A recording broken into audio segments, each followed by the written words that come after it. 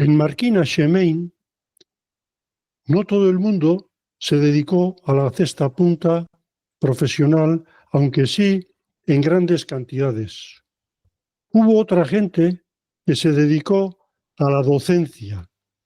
Uno de ellos es Miguel Ángel Bilbao Arechavaleta, pero no solamente se dedicó a la docencia, sino siguiendo a sus inquietudes intelectuales, también ha ejercido de historiador local, por lo menos. Es autor de 4 libros que yo sepa, ¿no? Uno de ellos es el sobre las fiestas éuskaras de Marquina el año 1883, luego también sobre la villa de Marquina Xemein, el grupo alpino Artibay y luego el libro que queremos comentar hoy con nuestro invitado, que se trata de Cesta Punta, los profesionales de la especialidad.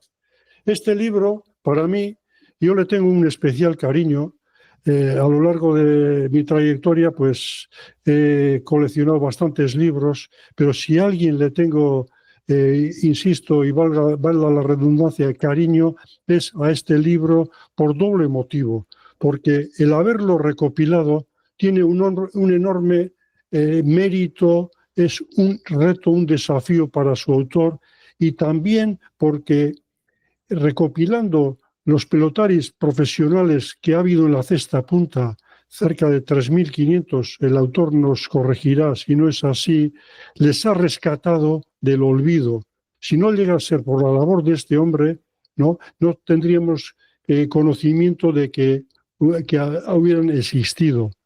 Miguel Ángel Bilbao, Ongi etorri a Chic Chac, ¿cómo estás? Muy bien, y veo que tú también.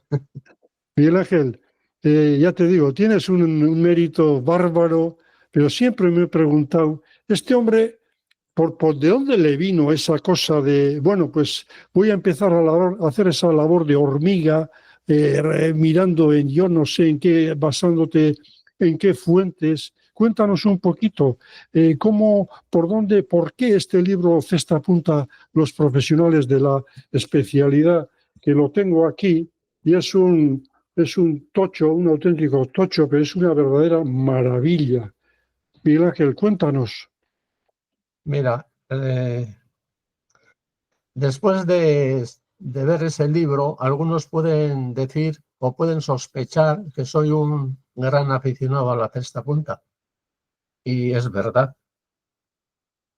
Pero lo que verdaderamente me motivó para escribir el libro fue que yo, como soy un amante de mi pueblo natal, de Marquina, y veía que la cesta punta era un gran patrimonio deportivo, al menos para nuestra población, era una pérdida irreparable que se cerraran los frontones de cesta punta profesionales, que desapareciera poco a poco esa especialidad del juego de pelota y que de aquí a 25 o 30 años la siguiente generación llegara a preguntarnos en Marquina qué era eso de la cesta punta.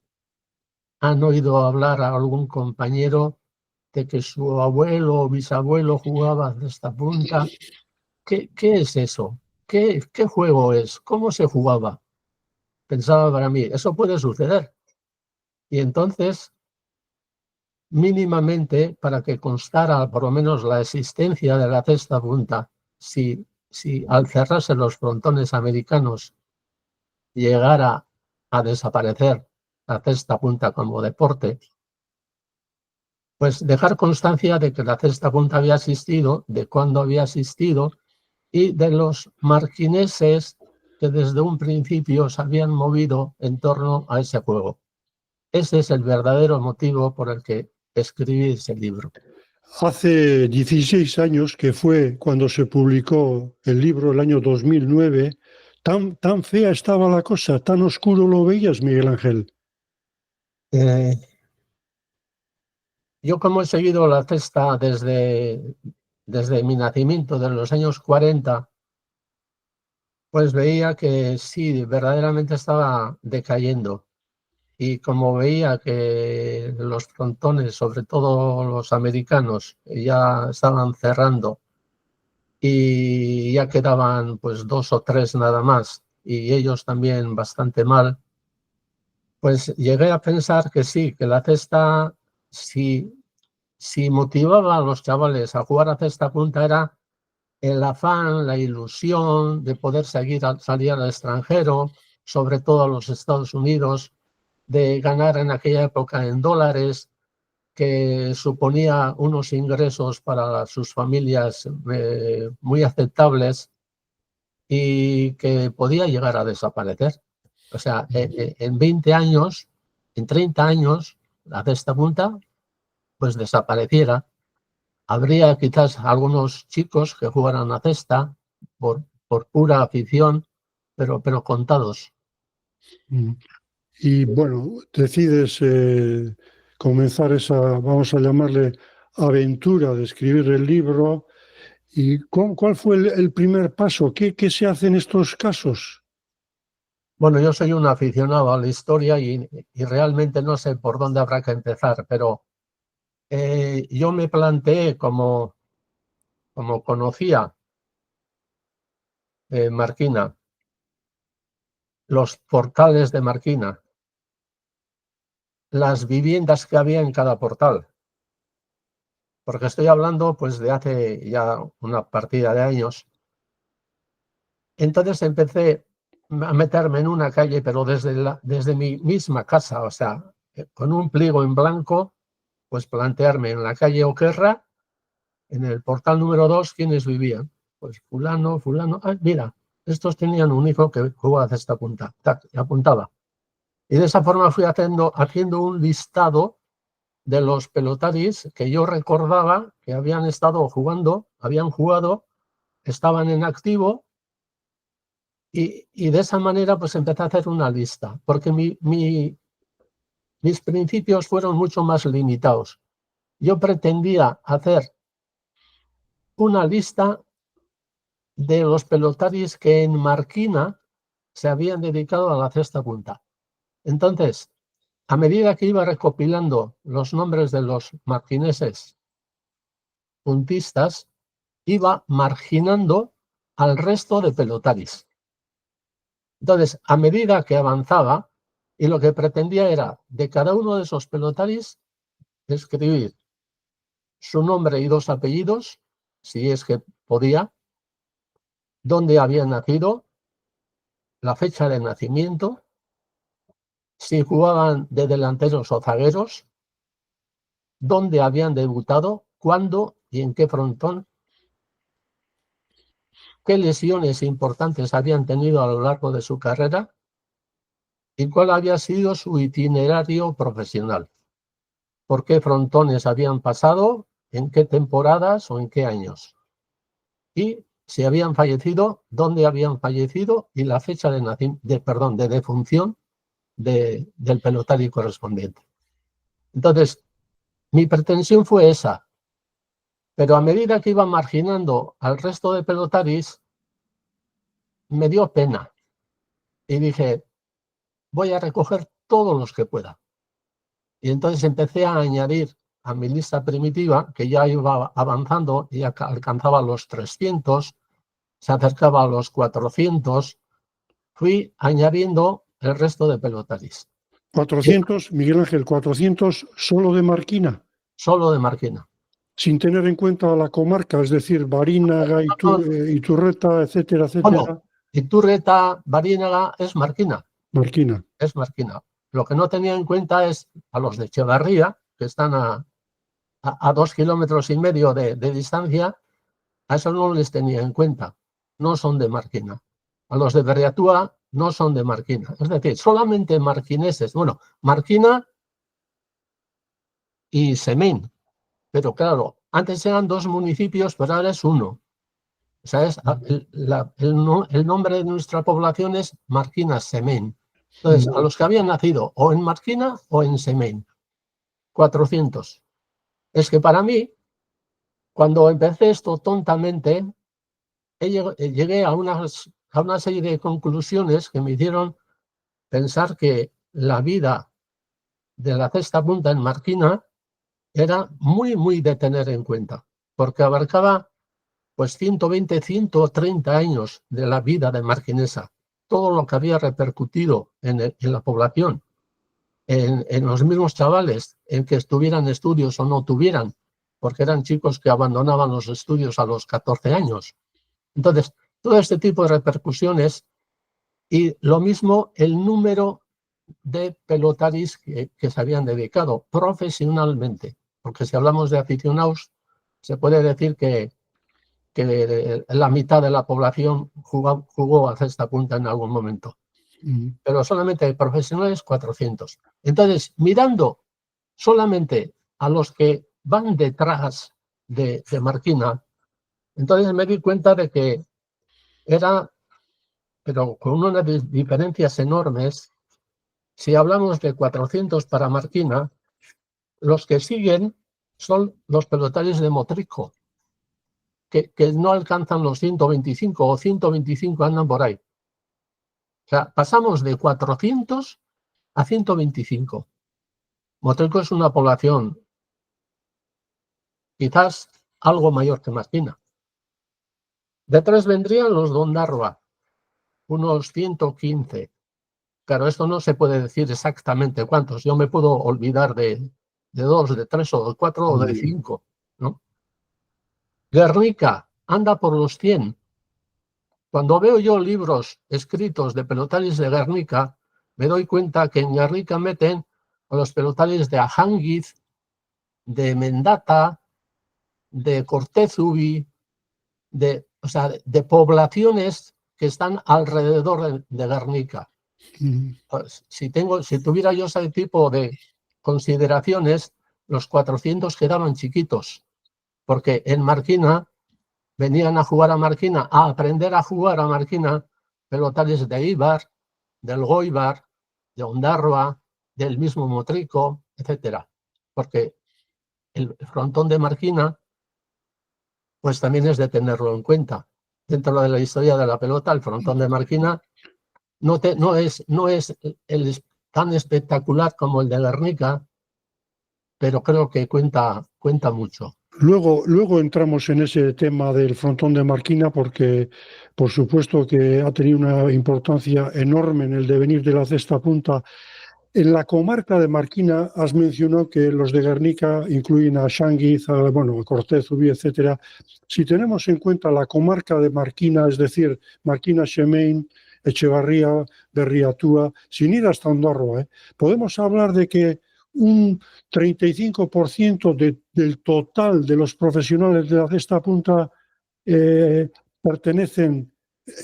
han estado vinculados a la comarca. Probablemente no. Habría que hablar de cifras más bajas, porque yo considero que yo he conseguido hacer una lista de unos 3.500.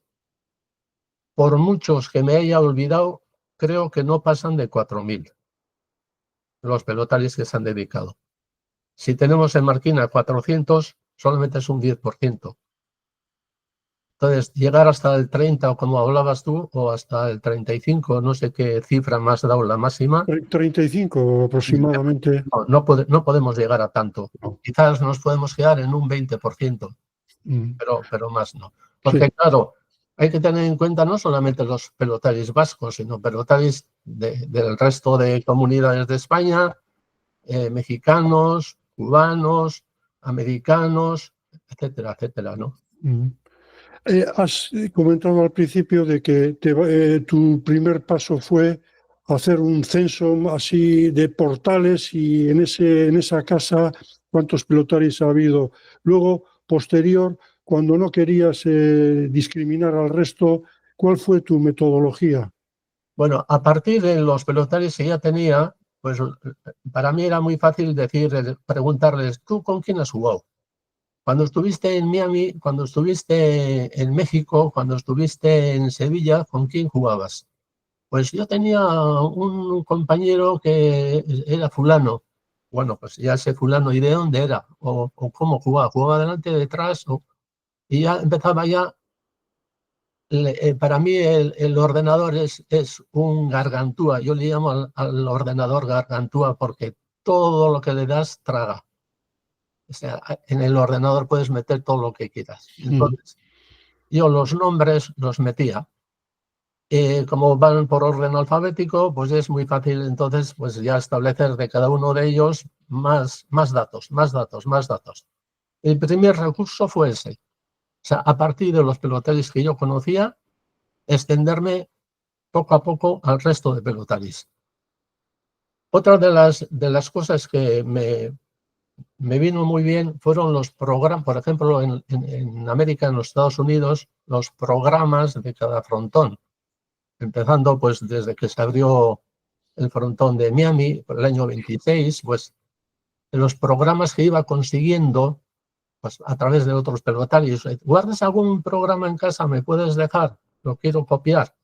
Entonces ya me iban apareciendo nuevos pelotaris.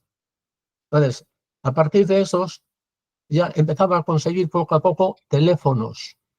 Oye, ¿me puedes ceder el teléfono de tu amigo? ¿Tú con quién ahora tratas? Pues yo trato con fulano. ¿Tienes el teléfono de él? ¿Me puedes dejar? Hablaba, llamaba por teléfono. Llamadas telefónicas he tenido miles de llamadas a los pelotaris. Me presentaba, decía quién era, lo que pretendía, y entonces poco a poco, pues ellos ya sabiendo quién es el que te llama, aunque no le conozcas, y sabiendo lo que está haciendo, el trabajo que está haciendo, pues me facilitaban datos. ¿Me puedes dar tu ficha? Y a todo el mundo le gusta decir, pues sí, yo he jugado en tal sitio, en el otro, no sé qué, aquí estuve 3 temporadas, en el otro. Y mientras vas hablando, te van aportando otro tipo de datos de frontones o de datos de personas, o sea, de compañeros de profesión.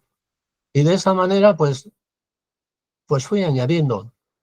Otro de los bueno, métodos de lo que me valí para proseguir fue el archivo del Montepío. A través del archivo del Montepío, pues pude alcanzar nuevos nombres, nuevos profesionales, sobre todo de los primeros, de las primeras épocas, porque claro, a partir de los años 60, pues es muy fácil empezar a conocer a los que se han dedicado a hacer esta punta, pero antes del año 60, antes del año 40, los que jugaban, porque la cesta punta se está jugando desde 1890. Entonces, desde entonces, aquellos primeros pelotaris, entonces, a través de libros que se han publicado, me estoy acordando ahora no recuerdo el nombre de él, pero tiene publicados dos libros sobre la cesta punta en Cuba. Sí, Muñiz, Sí, Antonio Muñiz. Antonio Muñiz, justamente. Sí. Entonces ya me va aportando nuevos datos. Y entonces he recurrido pues a revistas, a periódicos, y claro, para mí lo importante era obtener un nuevo dato. Para mí una fecha de nacimiento de un pelotari, para mí era una joya. Porque claro, puedes decir fulano, pero ese fulano, ¿cuándo nació? Y yo el poder decir tal día, tal mes y tal año nació y dónde nació, ¿no? Era muy importante para mí. Y de esa manera, pues, tardé como unos 10, 12 años, desde que empecé con los primeros datos hasta que salió el libro, pasaron de 10 a 12 años. O sea, ha sido una labor muy intensa. Y bueno, ¿tienes constancia desde cuándo existió el Montepío? hombre, sé que se fundó en Barcelona por los años 10, pueden ser, o estoy exagerando. Ahora mismo no sé, como de memoria me cuesta mucho tener delante las fechas y demás. Tengo siempre que recurrir a mis apuntes para verlos, ¿no? Para la gente joven que la palabra incluso le pueda sonar extraña a Montepío, ¿qué función cumplía el Montepío de los puntistas? Pues era una especie de seguridad social que claro, ¿cómo voy a decir? no podía pretender grandes cosas porque tampoco disponía económicamente de unos fondos exagerados. Yo lo que sé es que en cada frontón, en cada cuadro había un pelotari que hacía un poco la labor intermediaria del Montepío, el que se encargaba de cobrar a sus compañeros una cuota que pasaba a la tesorería del Montepío. ¿Qué se hacía con esos dineros?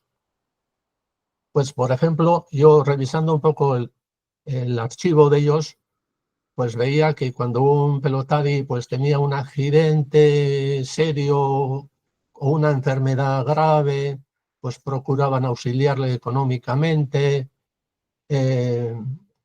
No sé, es que ahora no recuerdo así con exactitud la labor que iba desempeñando, ¿no?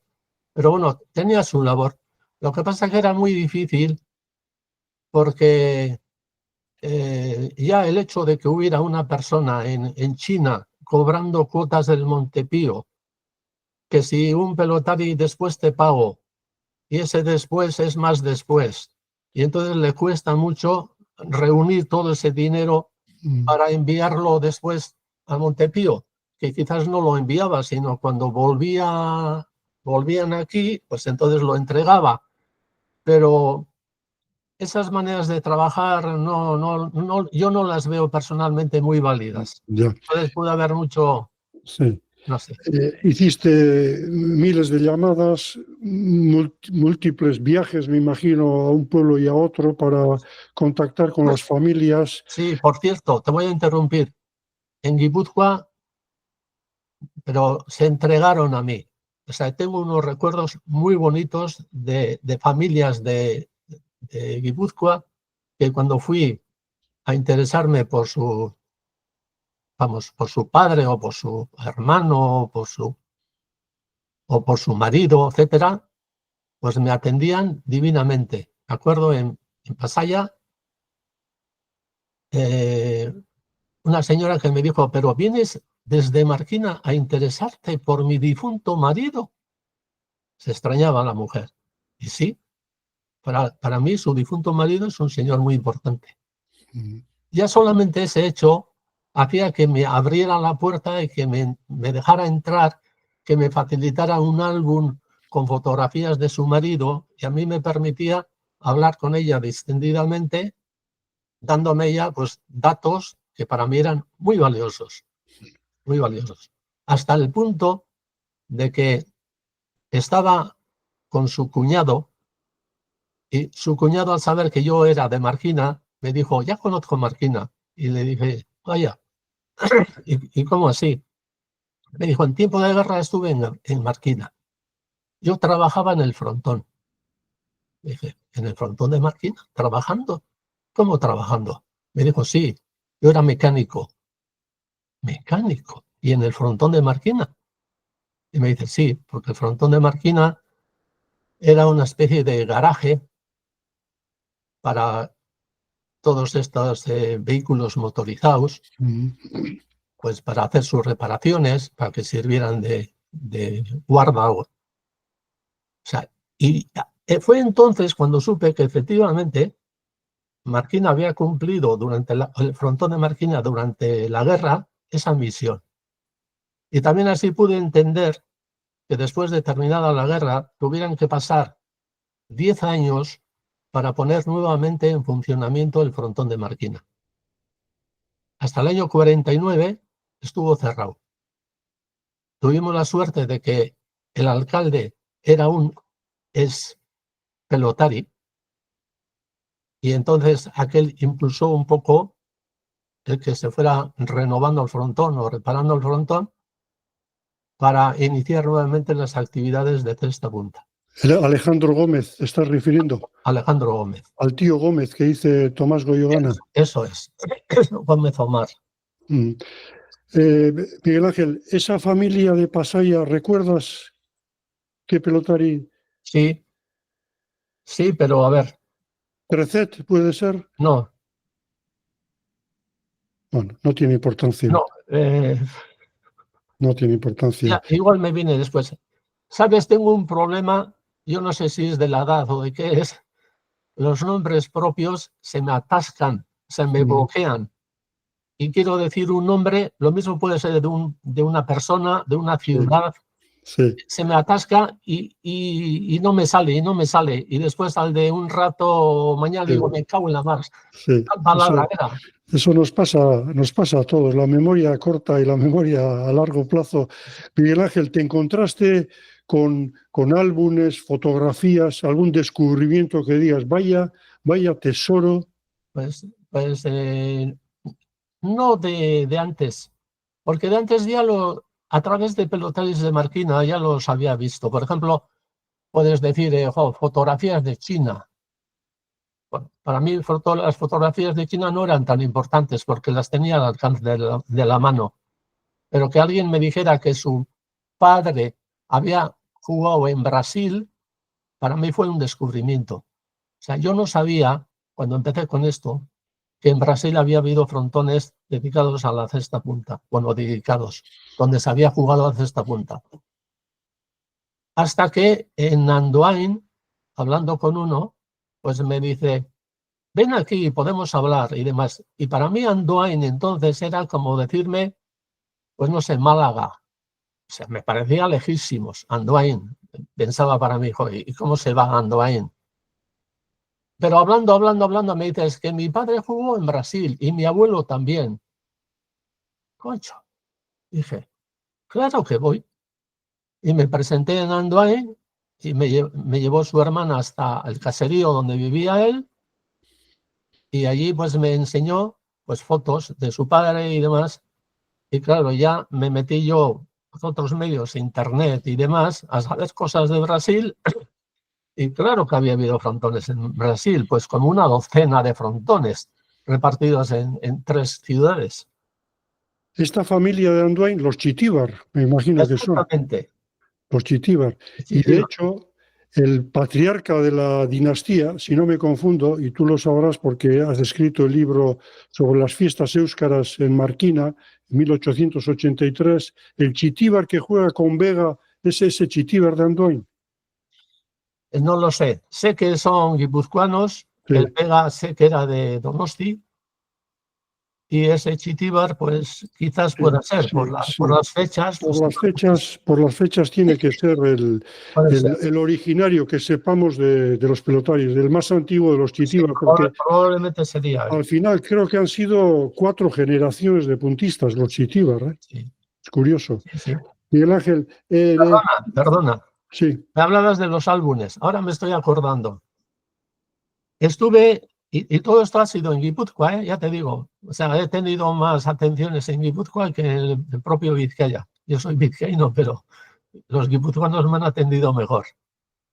En Anoeta, que yo Anoeta para mí siempre era San Sebastián, ahí en el barrio, bueno, Anoeta, y no sabía yo que Anoeta era una población de Guipúzcoa.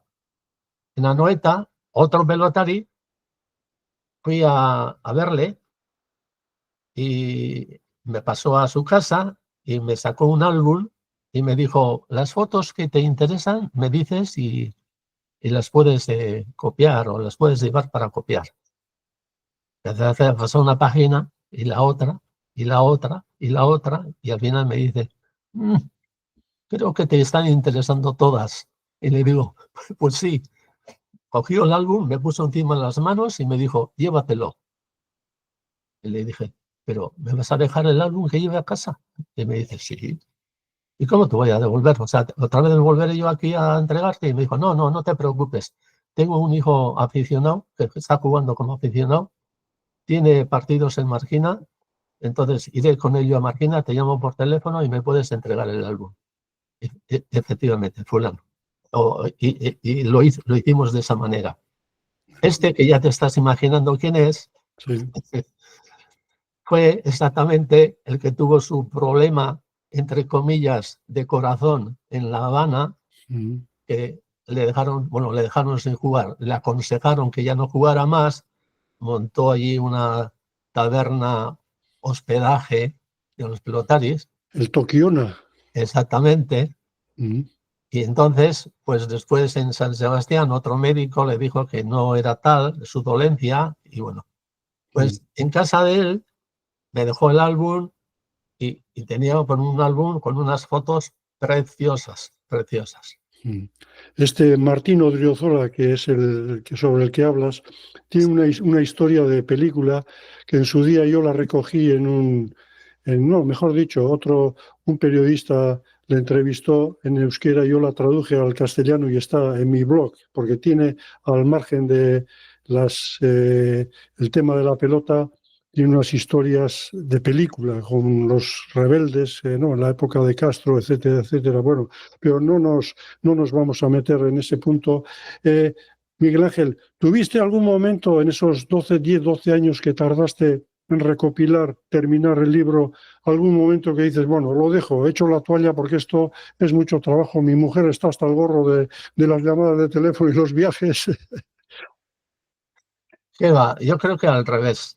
Yo creo que a medida que avanzaba, a medida que alcanzaba un volumen mayor, mi interés por los conocimientos de cesta punta aumentaba. Porque claro, todo este quehacer me ha llevado a saber muchísimas cosas de la historia de la cesta punta. No solamente lo que es el juego en sí, sino de los viajes, de las maneras de vivir en otros países, de los problemas que han tenido particularmente algunos pelotaris en algunos lugares, etcétera, etcétera. O sea, muchísimas cosas. Y entonces, a medida que avanzaba en mi labor, pues cada vez me animaba más. Lo que pasa es que alcanzó ya un volumen tal y que cada día salía algo nuevo, que entonces dije yo, esto no puedo terminar, no lo puedo terminar, porque no sé dónde está el fin. ¿Cuál es el fin? Si cada día me está saliendo un nuevo dato, una nueva aportación, y entonces ya decidí el año 2009, como bien has apuntado antes, decir, bueno, lo cierro aquí y esto puede servir de base, por lo menos, para que otro animoso del tema, pues lo pueda continuar. Porque lo que he hecho en falta en esta historia es hacer una historia, un análisis sociográfico, sociológico, mejor dicho, del mundo de la pelota. Es decir, tener en cuenta a la edad a la que salían los pelotaris a jugar. O sea, con un desconocimiento total de la vida. Con una preparación, una formación educativa muy, muy, muy pobre. Los viajes que algunos tuvieron que hacer, ¿qué medios de locomoción utilizaron? ¿A dónde fueron a parar? ¿Cómo se relacionaban con los naturales del país? Si se relacionaban. ¿Cómo es el tema de los matrimonios? ¿Se casaban con nativas de los lugares a donde iban o llevaban a las mujeres del País Vasco? Las llevaban con ellos, las dejaban aquí. Los hijos, ¿cómo intercedía él, el varón, en la educación de su hijo, dejando a su mujer y a su familia atrás? Hay una serie de cuestiones para analizar, para profundizar, que resultarían interesantísimas para uno que está estudiando una carrera de sociología, por ejemplo, hacer no sé, tesis de fin de carrera o lo que sea. Sería fabuloso, muy bien, estaría muy bien. Completamente de acuerdo, Miguel Ángel. Yo cuando nada más tener en mis manos este libro tuyo, La cesta punta, los profesionales de la especialidad, y empezar a leer y lo releo y de vez en cuando lo abro y miro historias, fulano, mengano, sobre todo los pelotaris antiguos, ¿no? Digo yo, y pensar que detrás de cada uno, dentro de cada uno, hay una historia, no hay una historia que puede ser de película en la mayoría de los casos, y no me estoy refiriendo a las grandes figuras, ¿no? Porque los más mediáticos o de los más que se habla, pues son los de siempre, ¿no? Pues Guillermo, Erdoza Menor, Pistón, Ituarte, Chucho Larrañaga, pero habrá cantidad de gente ahí que tiene una vida totalmente novelesca. A mí me llama la atención la que estás leyendo, por ejemplo, ¿no? Cecilio Urizar, ¿no? Está jugando en Bilbao, luego se va a Barcelona sin contrato, allí, bueno, le ven jugar y le dan trabajo, por así decir. Luego, no sé si con 20 años se va al Cairo a jugar y del Cairo se va, pues no recuerdo ahora, pero bueno, se va a otro continente y del continente en continente, pero en el espacio de un año o 2 años o 3, o sea, la vida del pelotario antiguo era de nómada completamente. Sí, sí, además, mira, me estabas haciendo recordar. Aquí publicábamos una revista en la que yo participaba muy intensamente y siempre escribía algún artículo. Entonces, escribí un artículo, recuerdo ahora, que se titulaba así precisamente, Una vida de película. Y entonces era la vida de un pelotari de Marquina, que jugaba con el nombre de Marquina. Este señor me contó su vida desde prácticamente desde los 12 años en adelante. Entonces, como pelotari, recuerdo, te voy a decir, a grandes saltos te voy a contar, ¿no? Porque lo demás podríamos estar aquí horas. Empezó jugando en Barcelona como haciendo voluntario en la mili y jugaba en Barcelona. Pero sale la guerra de África, temen que les lleven a la guerra y entonces se escapan del cuartel. Creo que eran 3 pelotaris de cesta y uno de pala. Alquilan un taxi o un coche, se van hasta la frontera, abandonan el coche y pasan a Francia. Llegan a Perpiñán, se presentan a la policía diciendo lo que son realmente y empiezan ellos con el papeleo pues para ver la manera de salir de Francia y buscar lugares donde puedan jugar a cesta. Entonces, este pretendía ir a México, pero un compañero se le adelantó y se fue iba a Italia. Y entonces le insistió mucho que se olvide un poco de México y que vaya con él a Italia. Bueno, ya consiguió también por mediación de su amigo el contrato y se fue a Italia. De Italia pasó a Egipto, jugó en Alejandría primero y después en el Cairo. Gracias al hijo del embajador de España en el Cairo, consiguió una especie de amnistía, le hicieron volver a Barcelona a terminar de cumplir la mili. Y después le dejaron ya libre. Y entonces se fue a México. En México, estando jugando, uno de esos días es atracado en el vestuario. Incluso el atracador le disparó, porque él se enfrentó al atracador. Me enseñó la cicatriz que tenía. La bala le cogió un poco de refilón. Entonces le lesionó la muñeca. Le dejaron sin contrato, pero de un frontón de México pasó al otro. Estando jugando en el otro, viene un amigo y dice, me voy a China. He conseguido contrato para jugar en Shanghái. Este hizo también sus gestiones y se fue a Shanghái con la mujer y 2 hijas. Ya tenía 2 hijas. Me contó las peripecias de ahí, de China. Jugó también en Tianjin. Con la guerra y demás se cerraron los frontones. Bueno, pasó a Manila. Estuvo, creo que una temporada en Manila y volvió allá a Marquina. Volvió a Marquina y cogió la intendencia del Urumea, en Donostia. Me contó los problemas que tuvo en la gerencia con sus antiguos compañeros de juego, que esa es otra, porque la labor de los intendentes siempre son los malos de la película, pero hay que ponerse en su papel, haciendo de intermediario entre los jefes, entre los gerentes, entre los dueños de frontón y el resto de pelotaris, y que el resto de pelotaris le respeten cuando el año anterior eran compañeros y vivían juntos y jugaban juntos. Eso se las trae. Bueno, el caso es que ya terminó la temporada, lo dejó y después ya tenía sus 55 años, trabajó todavía hasta los 65 en una fundición después de haber estado por recorriendo el mundo. Y finalmente yo cuando hablé con él, pues el señor tenía ya 82 años y una verdadera vida de película. Y no quiero dejar esto.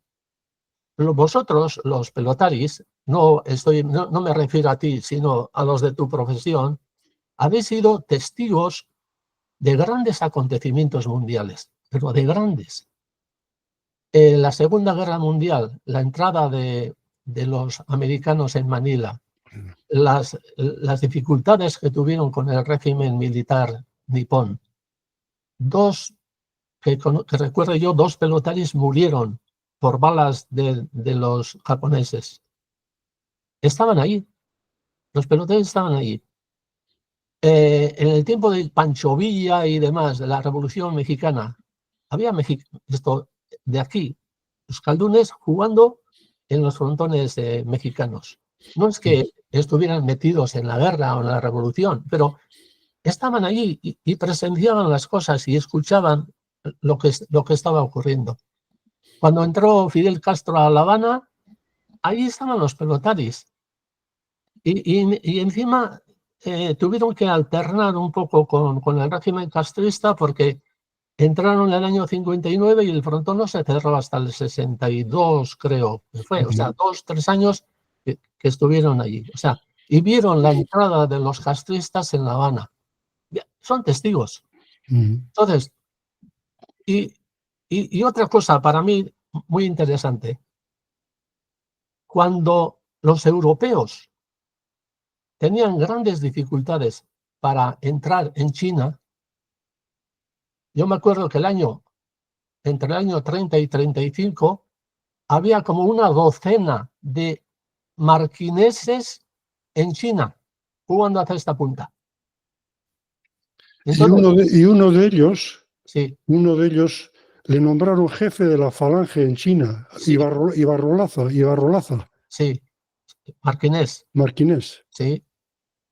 Y para mí fue un descubrimiento, porque dentro, como te decía, haciendo yo este tipo de trabajos, las cosas que me han ido saliendo sin pretenderlo, fue cuando me enseñó una foto y digo yo, ¿pero estos qué hacen aquí?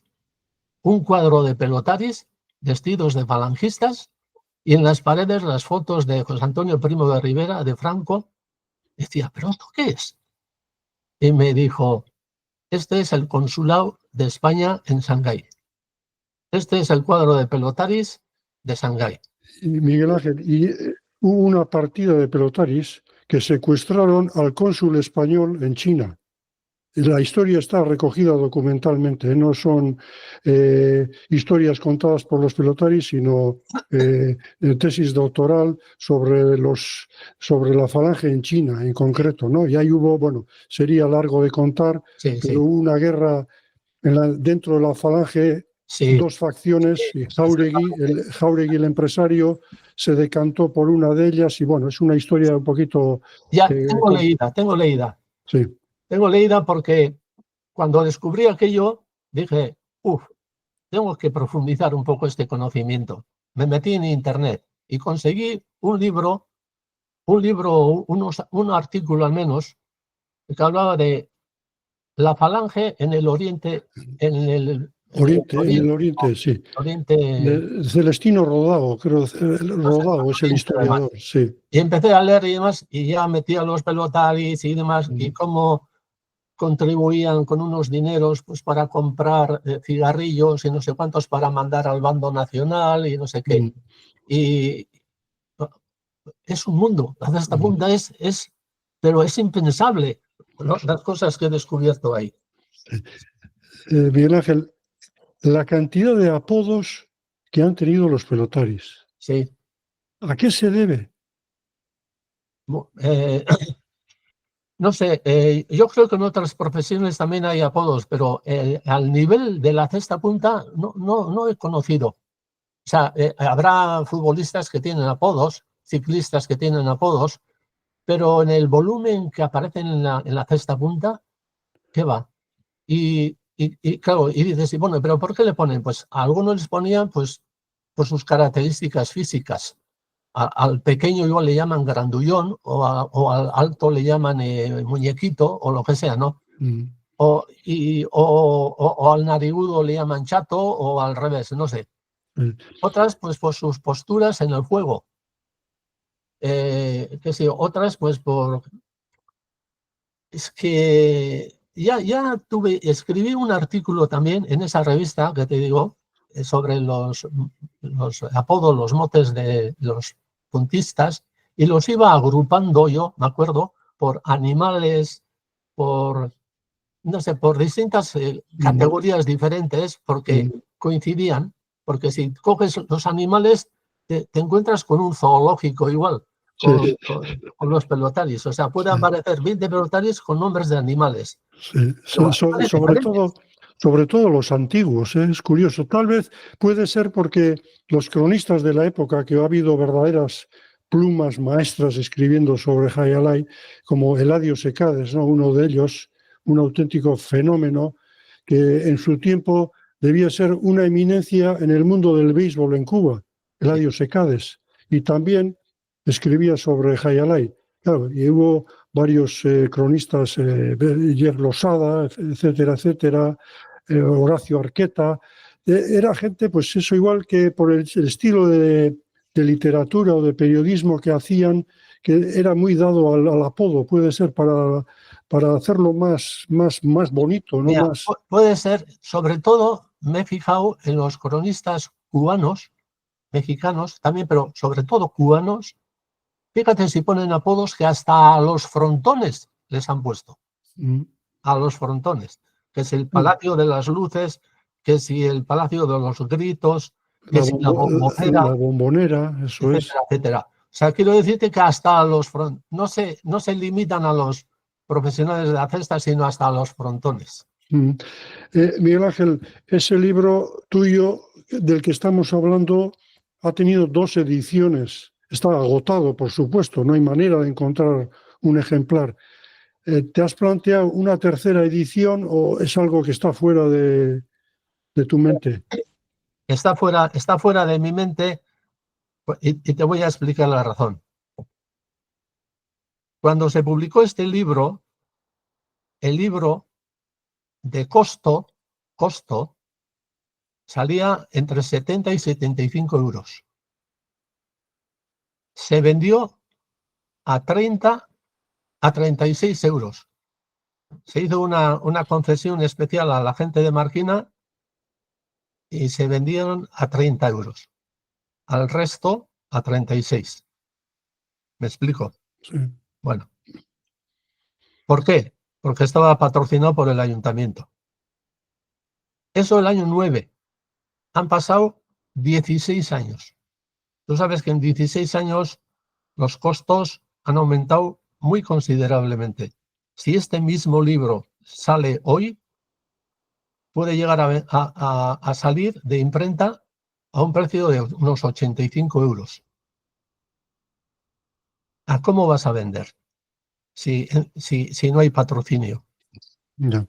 Y otra cosa, a la hora de vender, el que va a comprar y le dices, esto tienes que pagar 60 euros o 50 euros. Y te dice enseguida, ¿cómo? Si mi primo compró y le costó 30 o le costó 36 euros, ¿me pides 60? Ya. ¿Y hay posibilidad de digitalizarlo? Se hizo un intento de digitalización, aquí en Marquina hicimos, pero yo, como no soy experto en ese tema de los ordenadores y de las digitalizaciones, etcétera, quiero decirte que se hizo, pero no sé el por qué desapareció. No te puedo dar razones. Y como estaba un poco molesto, tampoco he pedido a nadie razones de por qué desapareció, porque es una cosa extraña. En los links del Ayuntamiento de Marquina había un link que podías acceder al frontón y podías acceder al libro este con con el historial de cada uno de los pelotarios, la foto y demás. Era igual que el libro. Lo único, todavía peor, fue que no estaba por orden alfabético. Entonces, para encontrar un determinado pelotari, te tenías que pasar y pasar hasta encontrarlo. ¿Has tenido mucho feedback? ¿La gente te ha agradecido? ¿Te has sentido valorado? La verdad es que no. Contadas personas me han agradecido, contadas personas. Tampoco me ha importado, no sé cómo decirte. Yo hice una labor de la que quedé muy satisfecho. Entiendo que hay errores, incluso para que la gente también sepa, cuando vas a acceder al dato de alguna persona, en una revista igual te encuentras que nació el 30 de enero de 1935 y en otro periódico, en otra revista, aparece la fecha de nacimiento de ese mismo pelotari con otra fecha. O incluso vas al archivo del Montepío y aparece la ficha de él con otra fecha. Es decir, tienes que adoptar una. Sabes que igual estás metiendo la pata, pero alguna hay que poner. Entonces, no sé cómo decirte. Como quien dice eso, otras muchas cosas. O sea,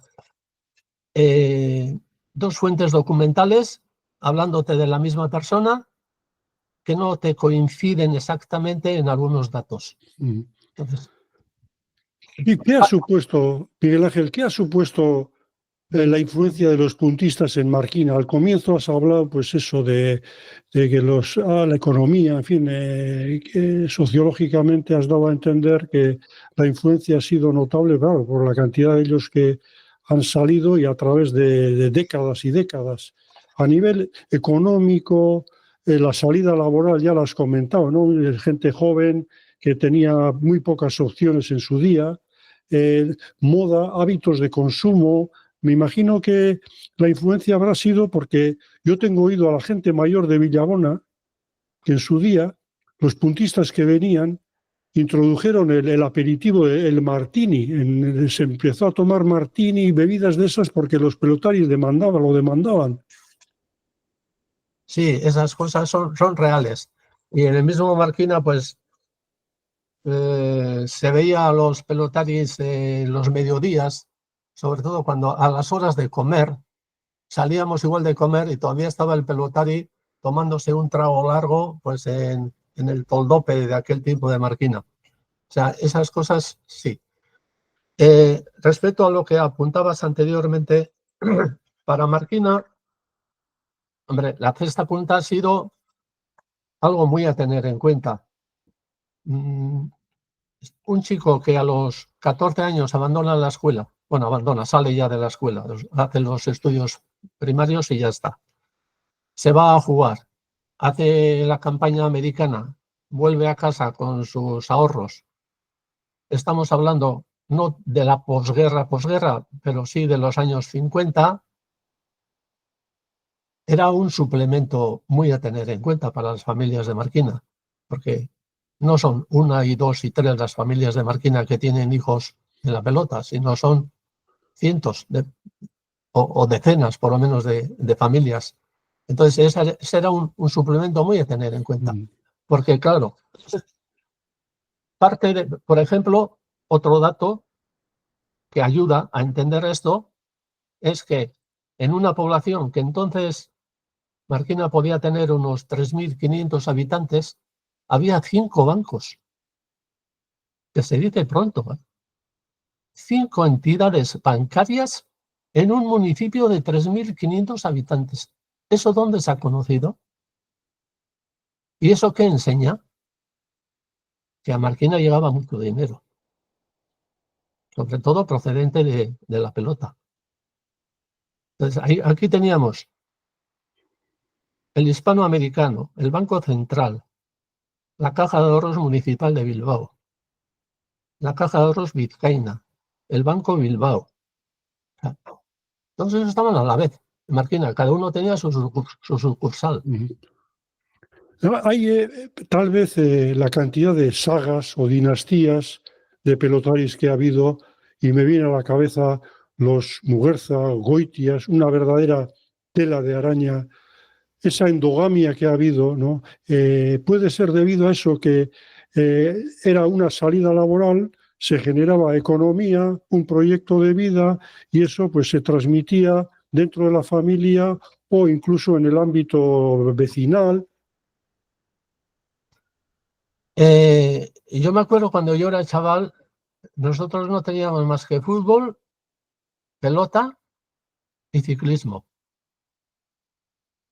El ciclismo, la bici costaba tenerla, incluso para ser aficionado al ciclismo. El fútbol, pues como profesional, yo me acuerdo, una anécdota mía, te voy a contar. Chino Bengoa estuvo jugando en sus primeros años en el frontón Balear, en Palma de Mallorca. Chino jugaba muy bonitamente al fútbol. Tuvo ocasión de fichar por, creo que era el Atlético Baleares. No sé si jugaba en tercera división o algo así. Y le escribió una carta al maestro nacional, donde estudiábamos, pidiéndole consejo. ¿Fútbol o pelota? Y el maestro le aconsejó que cogiera pelota. Porque salir una figura del fútbol era mucho más complicado que de la pelota. Y mira, yo no sé si acertó o no acertó Chino, pero hay que decir que ha sido un muy bonito pelotari puntista. ¿El pelotari en Marquina ha sido profeta en su tierra?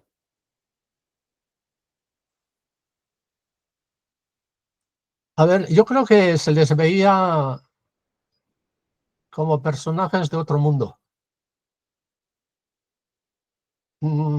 Aquí lo único que tenían los chavales era el acceso a la empresa, a la fábrica. En Marquina había pequeñas empresas, pero había una a la que llamábamos la fábrica, que fue la Esperanza. Esperanza y CIA, Sociedad Anónima, que se dedicó sobre todo al armamento, a los morteros, construcción de morteros. Entonces era la salida más natural de toda la juventud marquinesa. Entonces los chavales, pues a los 14, 15 años, muchos pues iban a la escuela de aprendices para después meterse en la empresa, etcétera. Y para los chicos a esas edades, muy de adolescencia todavía, pues la esperanza de poder salir al extranjero, a poder tener coche propio, a poder vivir aventuras, pues era un aliciente enorme. Entonces, mayormente, y es más, como decía, porque ya le leí, bueno, le escuché a Tomás el día pasado, ya a la escuela ya estaban con la cesta preparada. La cesta y la pelota o lo que necesitaban para jugar. Y recreo media hora, sí. Todo correr al frontón, a jugar allí al frontón. Entonces, no perdía ni un minuto. Y era tal el atractivo de la cesta punta que incluso gente, pues hijos de maestros, ¿no? Por ejemplo, me viene a la mente Salvador Arriola, y aun y todo, no se supone que el docente o le tiene que decir, bueno, pues estudia una carrera, no fórmate, y sin embargo también acudían a la llamada de la cesta. La imagen, tú que no te dedicaste, bueno, no sé si practicaste en tu niñez, si cogiste la cesta, y me imagino que sí, ¿no?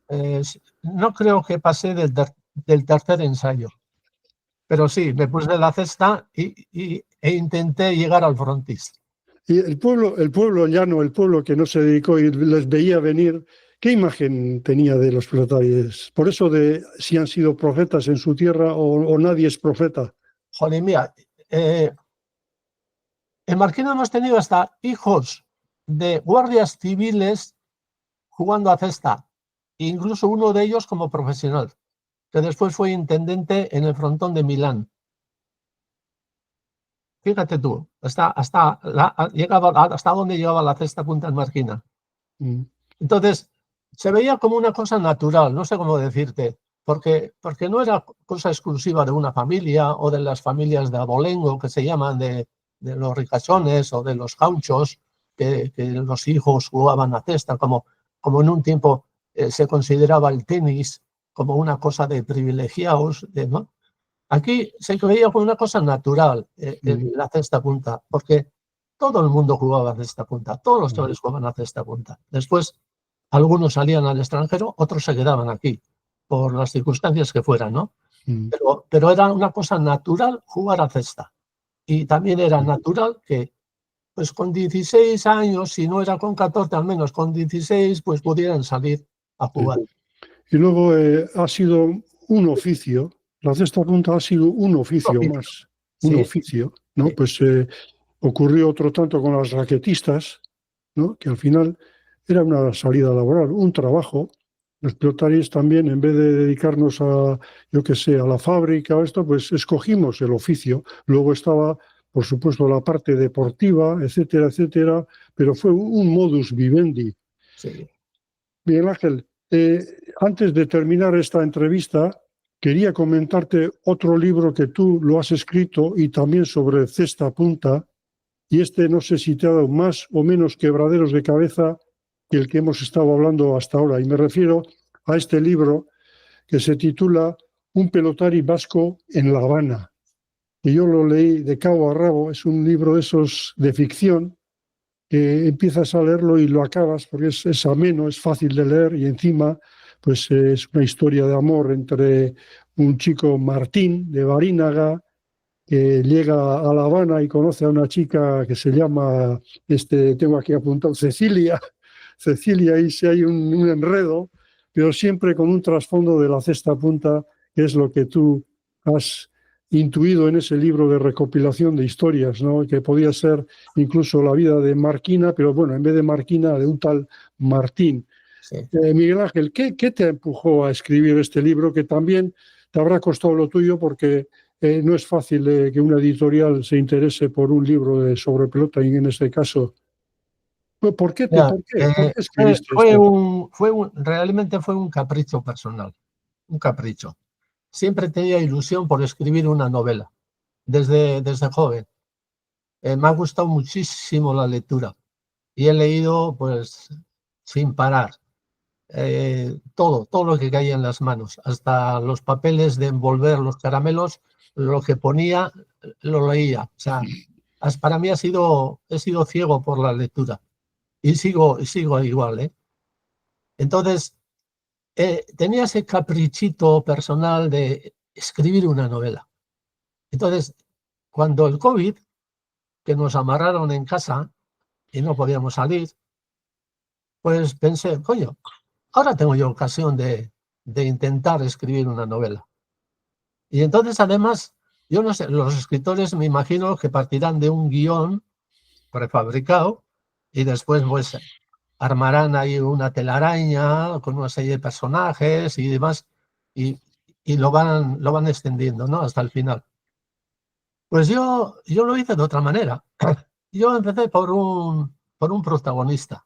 Elegí un protagonista y como lo más fácil para mí conocer es Marquina, pues dije, pues, pero un pelotari marquinés. El protagonista va a ser un pelotari marquinés. ¿De dónde? ¿Del casco? No, pensé, igual puedo sacar más cosas si lo llevo fuera. Entonces, del barrio de Barinaga. Sí, del barrio de Barinaga. Entonces, a través de ese personaje, pues digo, ¿qué hacían los chavales en aquella época?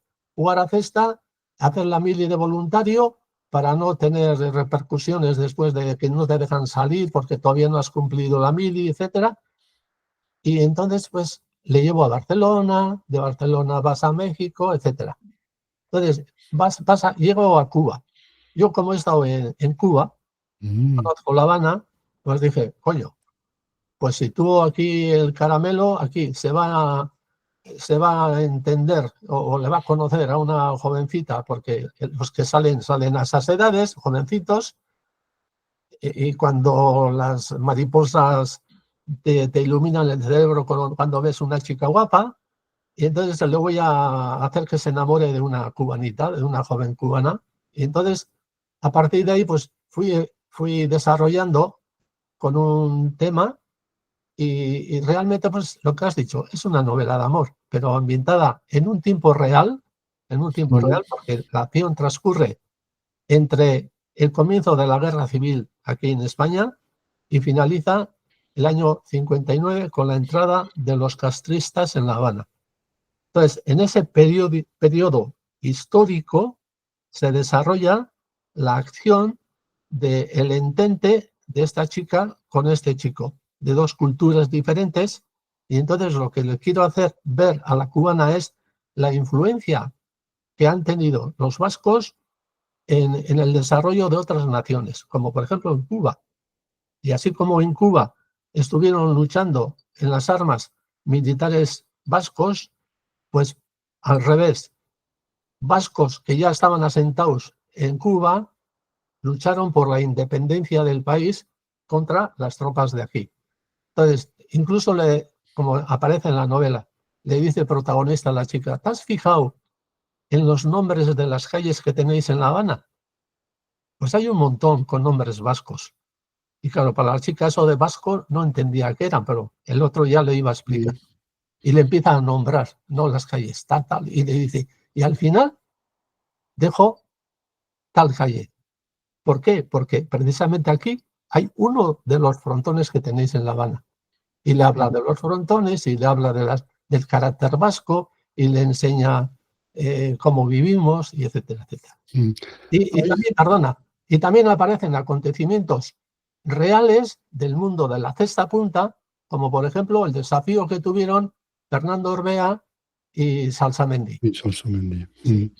Y también haces mención a ese partido histórico que se jugó en el frontón de Marquina, que da inicio a lo que es la época moderna de ese frontón, cuando el año 1949, Sí. que es cuando se da la función entre el primer partido Ibarlucea, Tarzán, Ermua, Félix Areitio contra Jauregui, Osa y Aldecoa. Y el segundo partido, José Luis Salsamendi y el Moro Uriona contra los hermanos Muguerza. Eso también viene documentado en este libro, que ves, por eso es interesante, aparte de la trama amorosa, etcétera, etcétera, que metes ahí cuñas históricas que enriquecen el libro. Y otra cosa que me ha llamado la atención es los dejes que utilizas, ¿no? Eso, el léxico cubano, eso, ¿lo sacaste de tu estancia en La Habana? No, de Internet. Ah, de Internet. De Internet. Porque, no sé, para hacerlo como más familiar o no sé cómo decirte, o más íntimo, pues procuraba utilizar en algunos momentos expresiones cubanas propias del habla coloquial cubana, y entonces pensaba que eso le iba a enriquecer a la novela. Y lo hace. Y además el que yo me lo trago, o sea, decía, Miguel Ángel, coño, ha estado allí, le ha contado algún pelotario, se ha documentado muy bien, ¿eh? Sí. Bueno, tienes que documentarte, de alguna manera te tienes que documentar, porque no puedes decir, no sé, exageraciones o cosas que no son ciertas o demás, ¿no? Porque tienes que procurar ceñirte un poco a la realidad, pero bueno. Sí, has hablado de la aportación de los vascos en Cuba, etcétera, etcétera. Hay un libro que seguramente conocerás de un no paisano tuyo, pero su padre fue paisano, Salvador Arriola. Hombre, entre Robles y Ahuehuetes. Tengo una gran amistad con el hijo de Salvador Arriola Pelotari. Con Iker. El político. No, Iker jugó también a cesta punta. Eso es. Pero Iker es nieto. Es nieto, pero el autor del libro es el padre de... Pero el padre de Iker. El padre de Iker, Salvador. Salvador, que tiene el nombre de su padre. Este fue diplomático mexicano, pero de altura. Quiero decir, embajador en creo que fueron dos países diferentes, un Brasil y algún otro país sudamericano, fue embajador de México y después otros cargos también medio políticos, medio económicos, y ahora actualmente vive en Madrid. Tengo una gran amistad con él. Es más, ya te puedo añadir, el año 24, el año pasado, estamos en el 25, ¿no? Sí. El año pasado me llamó por teléfono y me dice, Miguel Ángel, ¿te acuerdas que este año son los 100 años del inicio de la Cesta Punta en Miami? Y le digo, sí, el Hialeah o el Hialeah, no sé cómo se dice en inglés, Hialeah. se abrió el año 24. Dice, pues son 100 años. Estaría bien que apareciera eso, hacer una referencia y que apareciera en alguna publicación, en algún periódico. Y le dije, bueno, pues yo voy a intentarlo. Y además le dije, mira, si no te parece mal, estoy dispuesto a escribir un artículo. Y me dijo, estupendo. Y le dije además, mira, te lo mando y después lo corriges a tu manera, le añades lo que quieras y que pueda pasar a la prensa.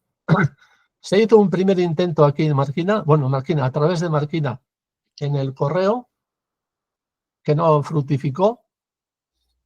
Y después, una vez escrito yo el artículo, le mandé a él, a Madrid. Y me dijo, oye, sí, ya me ha gustado y demás, voy a añadir alguna cosita y a ver si aquí consigo. Pasó todo el año y no apareció. Porque esa es otra. Cuando hablas de pelota en Miami y demás, todo el mundo está pensando en el Biscayne, el año 26 en el Biscayne. Y hay mucho desconocimiento, porque un pelotari, me dijo, sí, porque la Cesta Punta empezó el año 26 en el Biscayne. Y dije, no. Y sí, porque yo sé a ciencia cierta que sí, en el 26 y demás. Y dije, perdona, pero no. El año 24 hubo antes otro frontón, que un ciclón o una de estas ventoleras de la zona se llevó el tejado y desapareció. Y el año 26 se abrió el Biscayne. Hay un amigo y colaborador de este podcast que es Miquel Gaztañaga, hurga en las hemerotecas y tiene un dossier amplísimo de hemeroteca sobre el Hialeah, sobre el Biscayne. Como el año que viene se va a ser el centenario de la apertura del Biscayne, que luego se llama Miami Hialeah, Sí. pues le vamos a dar cobertura porque merece la pena al menos el transmitir el conocimiento con rigor histórico, me refiero. Sí, Así sí. como el rigor histórico a veces brilla por su ausencia, como es el caso del primer frontón en Estados Unidos en San Luis, Missouri.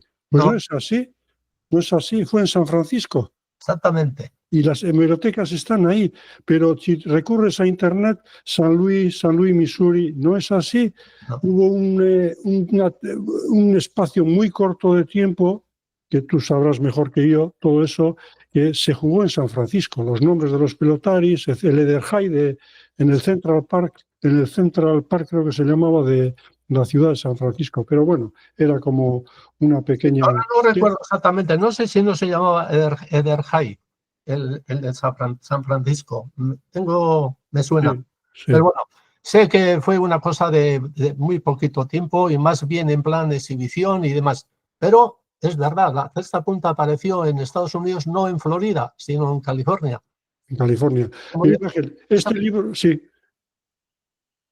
libro tuyo, un pelotari en La Habana, un pelotari vasco en La Habana, ¿dónde se puede conseguir? Si alguno que nos escucha dice, mira, este verano, tiempo de vacaciones, una novela que se lee muy amena, muy fácil. Pues creo que me quedan unos 6 ejemplares, no más. Bueno, pues como diría el masajista del Miami Hialeah, apúrense, que solo quedan 6 ejemplares. Miguel Ángel, ¿tienes algún nuevo proyecto Bueno, sobre Cesta Punta? siempre estoy con la Cesta Punta, no la margino. O sea, eso no fue ya escrito y ya está, sino yo sigo intentando conseguir más datos, más aportaciones y demás. Eso me ha llevado a que, si en el libro aparecen, claro, uno a uno no los he contado, los que aparecen. Calculo que habrá unos 3.300 pelotaris, los que figuran en el libro. Yo posterior he conseguido completar las fichas de otros 250 o algo así. Entonces ya estoy por los 3.500 o pasados. Y como dices tú, ¿tienes algún otro proyecto? Bueno, me gustaría, al estilo de este libro, escribir otro, pero dedicado exclusivamente a Marquina. Entonces, en el que se hablaría de la historia de los frontones de Marquina, desde el frontón inicial hasta el actual, la evolución que ha habido, más que nada a través de lo que se suele llamar libros de fábrica, es decir, el tipo de construcción, quienes participaron en la construcción, los materiales o que se aportaban, de dónde los traían, o con lo que se pagaba por ellos y demás. Bueno, la historia un poco de los frontones hasta la actual. Estaría integrado también por una especie de copia de los pelotaris de Marquina que ya aparecen en el primer libro, pero con algunas aportaciones más, con algunos detalles más. Aparecerían resultados de pelota de todos los tiempos relacionados con los pelotaris de Marquina, es decir, partidos en los que ha participado algún pelotari de Marquina, en qué fecha, quiénes han sido los compañeros y los contrarios y el resultado. Tengo recogido de La Habana todos los resultados de La Habana en los que han participado pelotaris de Marquina. No voy a decir muchos o pocos, pero resultados de México, resultados de Barcelona, y tenía un hueco con respecto a los frontones de Marquina, Durango y Guernica. Este invierno he estado acudiendo al archivo de la Diputación de Vizcaya, a la hemeroteca del Correo, y he sacado los resultados correspondientes a pues como a una docena o sí de años, salteados un poco de los años 50, 60, 70, 80. Y con todo eso, pues hay pelotaris que tienen una lista muy larga de partidos en los que han jugado, contra quienes, pongo la fecha, el frontón, los que han jugado y el resultado, incluso alguna crítica deportiva de cómo han jugado ese partido. Y terminaría con anécdotas relacionadas con los pelotaris de Marquina. Este sería un volumen al estilo de este que ya está fuera. Y te olvidas de la cantidad de intendentes que ha habido de Marquina. Es que hay otro volumen. A ver, para mí, mi proyecto inicial fue hacer una especie de enciclopedia de la cesta punta. Tengo una pena muy grande, que eso ya no puedo volver para atrás. Creo que con lo que yo he leído, podía haber escrito muy bien la historia real de la cesta punta. Historia.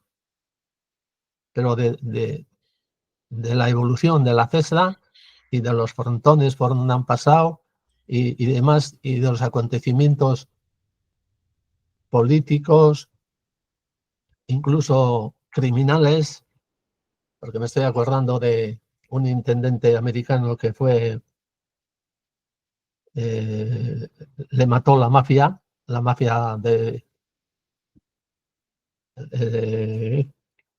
¿cómo se llama esta ciudad americana? Boston puede ser, no sé, no me acuerdo. A Boston, sí. Bueno, ¿te refieres al dueño de la World High Alliance? sí. A Roger Wheeler, sí. ¿Sabes cómo me enteré de su fallecimiento? Fíjate cómo son las cosas, ¿eh? Estaba viendo yo la película de la vida de ese gángster. que no recuerdo ahora cómo es el título, pero hay una película, y es bastante reciente. Sí, Black Mass, creo que se titula, Misa Negra. Estoy hablando de hace media docena de años, hace 6 Sí. años, o igual no son más. Estaba viendo la película y 2 mafiosos, 2 secuaces de él, se le acercan y le dicen, fulano de tal no quiere vender las acciones o no sé qué del High Alay. Cuando oí el High Alay, yo estando en la butaca, ¡pum!, salté y dije, Sí. ¿qué están diciendo? Y no está decidido y no quiere y demás. Y la respuesta del gángster, del jefe, no está decidido. ¿Y la viuda? No. ¿Y la Bueno, viuda?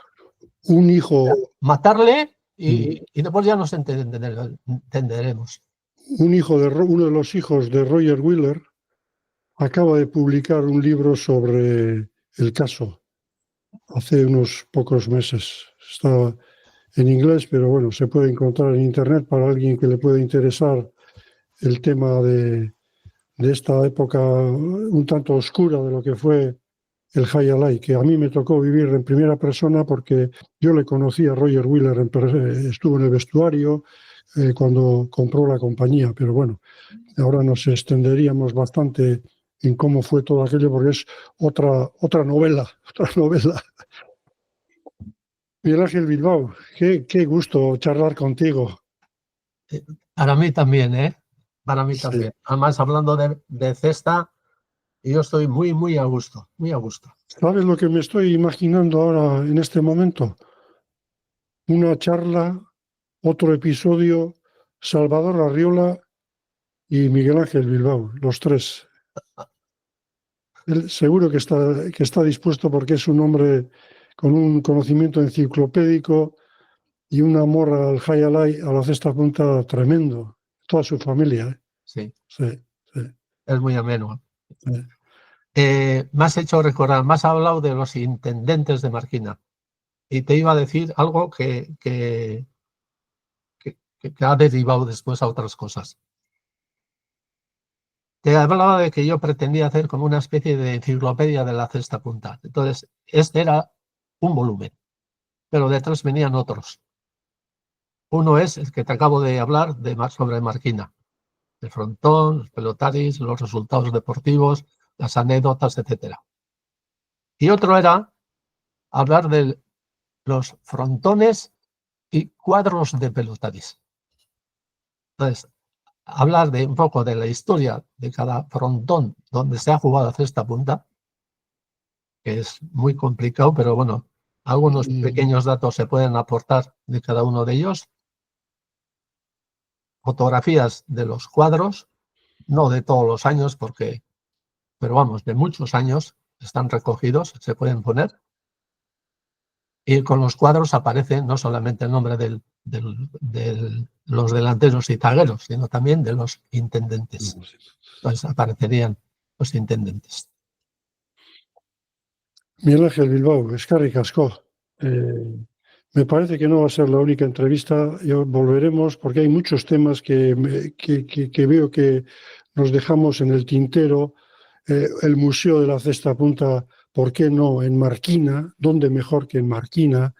La historia del frontón, de ese frontón, ¿no? O sea, hay bastantes temas que se puede ahondar y se puede ir llenando, ¿no?, esos huecos. Ya te dije, en un tiempo te dije que iba a titular este libro La historia interminable.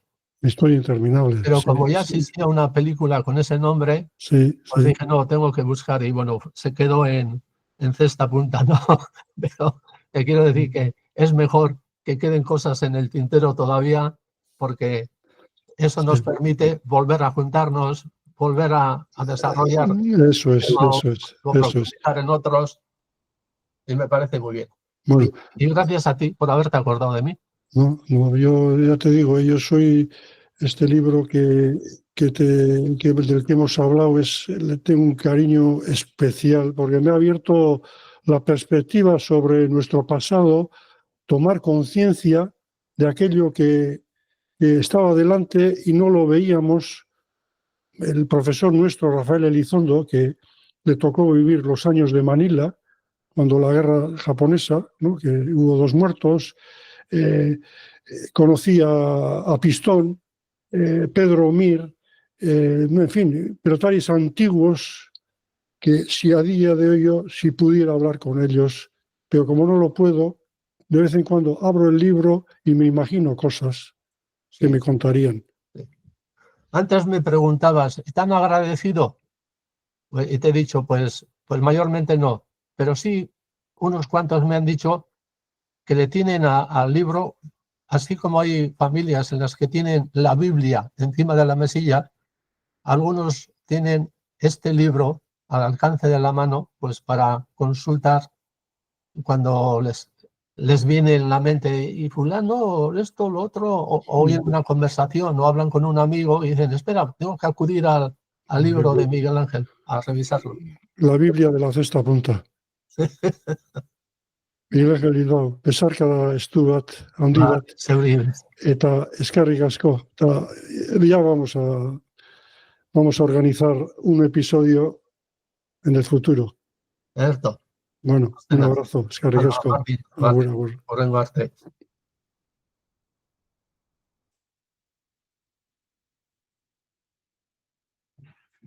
Homenaje, te hicieron homenaje también. Sí, pero así, gente no haya venido y digo, oye, vaya el libro, no se ve, pues sí, pues ya he dicho, ya he conocido de alguna manera.